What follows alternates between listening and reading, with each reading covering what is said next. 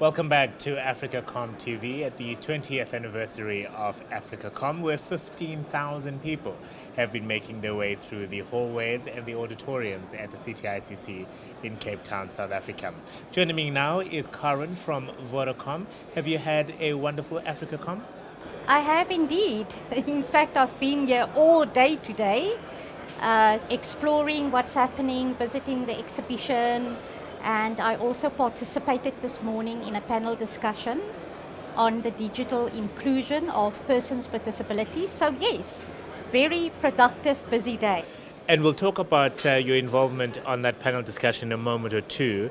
You are the principal specialist for specific needs at Vodacom. What drew you to the telecommunication sector?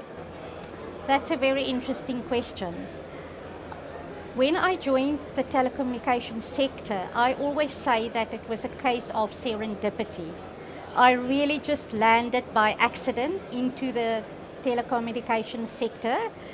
At the stage when I got employed, I was unemployed. I could not find work.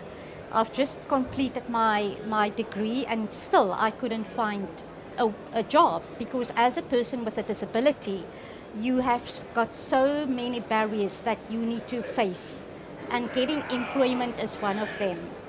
And then I was so lucky in that I applied for a job at Vodacom and I was successful. I got the job, from being a social worker to being a telecoms professional. But I must tell you, when I joined the company and I was in the company, it was like I was addicted to it immediately. I absolutely loved it. The fast pace, every day is different, lots of dynamics in the organization, not one day is the same. And that for me is absolutely fantastic, working with technology. When I started out in the company was just 3 years old. So we really started out, I started out in the beginning of when mobile phones came to South Africa. And I remember having to teach customers how to dial your voicemail, how to dial 121 to listen to your messages. So, and to have seen how it has grown from those years to now, and how educated consumers has become, that for me has been absolutely a fantastic journey to experience that. You referenced a moment ago that panel discussion, which was part of Visions for Africa keynotes. What were some of the key takeaways, do you think, from that panel discussion?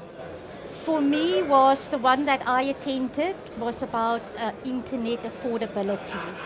And it was also about, the price of data in Africa, which everybody's saying is still too high. So listening to that panel discussion and how industry players are really committed to make a change in that, to connect more people, to give people connectivity to the internet, seeing the commitment. I think that for me was good, because it's no good everybody just says not enough people is not connected to the internet, but I saw today that industry leaders are really committed to change that.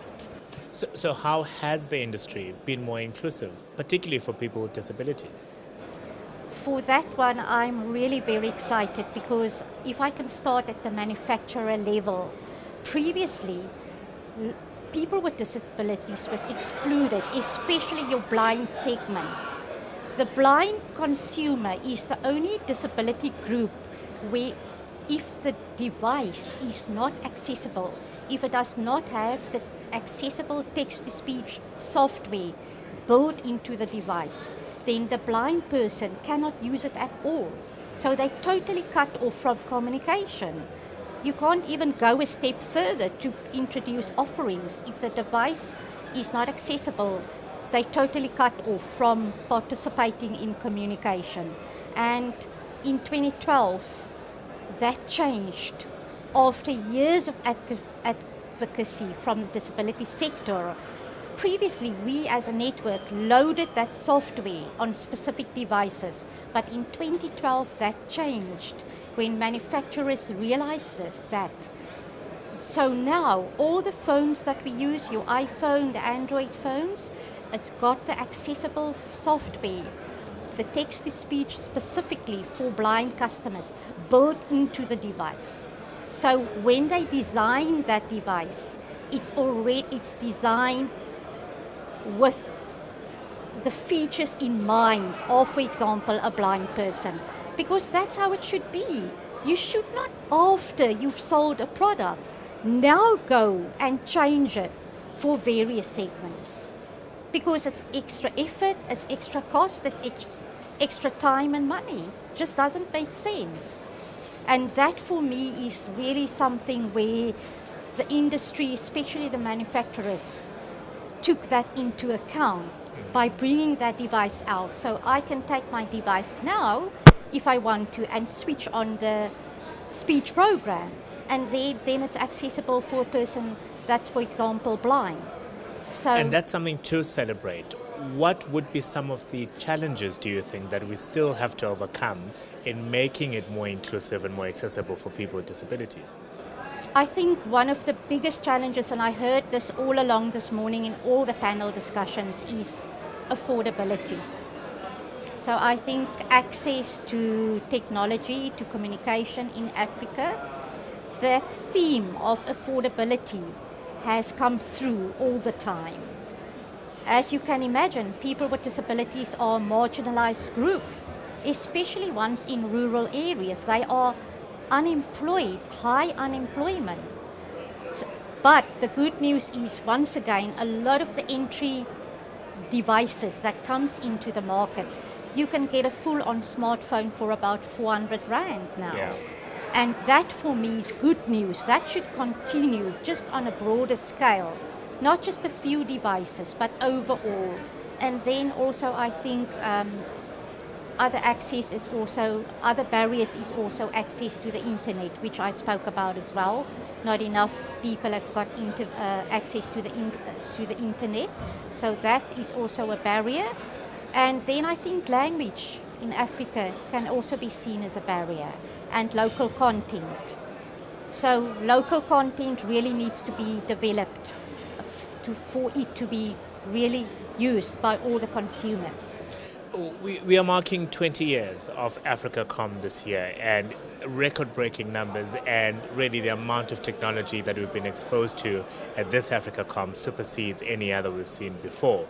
Let's project forward for a second to 20 years from now. So imagine it's November of 2037. What would you like to see in place in the space that ensures inclusivity? Very, very interesting question. What we need to fight for now is accessibility. What we need to fight for now and advocate for is inclusivity, is affordability. So putting it 20 years ahead, I would say, whereas if we had to fight now, if by then it could be just part of the standard operating procedures, part of the standard processes of organizations, working in the technology field, where you don't have all of those barriers, where it's really just a thing of, you know what, there's no divide anymore. Yeah. Everybody's got access to devices, everybody can participate in education, in employment. There's absolutely no gap. That is, even for the elderly, big font, whatever the accessible features are, because the population is also getting older. And we also need to talk about that and advocate for that. So taking forward, my hope and dream would be that by that time, it's just inclusivity for all. It's not about thinking about it, having lots of meetings about it. It's just there. It's part of what we need to produce. It's our responsibility as the ICT industry to say, this is what we've got, to give people in the community, to empower their lives, to enhance the quality of their lives, and to enable each person, disabled or not disabled, to be able to participate in society and to have a quality of life. certainly has been most inspirational. Let's start the fight today. Let's start it right here at AfricaCom 2017 so that in 2037, when we come back to Cape Town, South Africa, we know that this is something that we don't have to discuss anymore because it is part of everyday living. Thank you very much, Karen. Thank you for joining us this morning. Pleasure. Thank you.